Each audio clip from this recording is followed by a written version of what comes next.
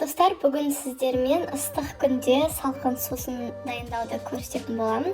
Ең алдымен 3-4 алмамызды осылай турап алып, суда 5-10 минут аралығында қайнатып алатын боламыз.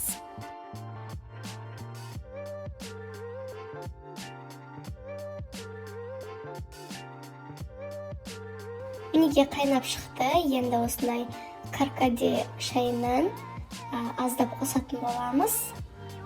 Өздеріңіз қалауларыңыз бойынша қоссаңыздар болады. Бұл иісін де және де дәмін де күшті етіп шығаратын болады.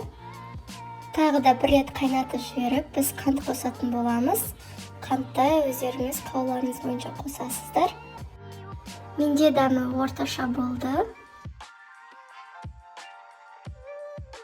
Енді сусынымызды аздап суытып, оны арнайы ыдысқа салып аламыз.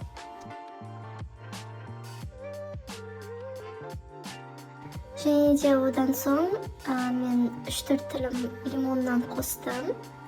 Және де аздап мұз бөлшектерін де қосып жібердім. Және де соңында барлығын осылай жақсылап бір рет араластырып жібересіздер.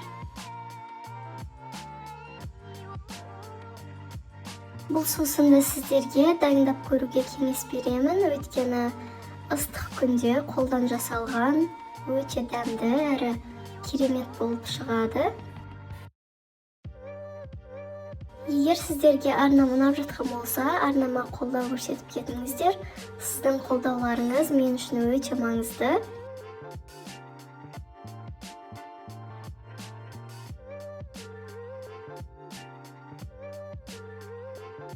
Мінеке біздің сусынымыз дайын.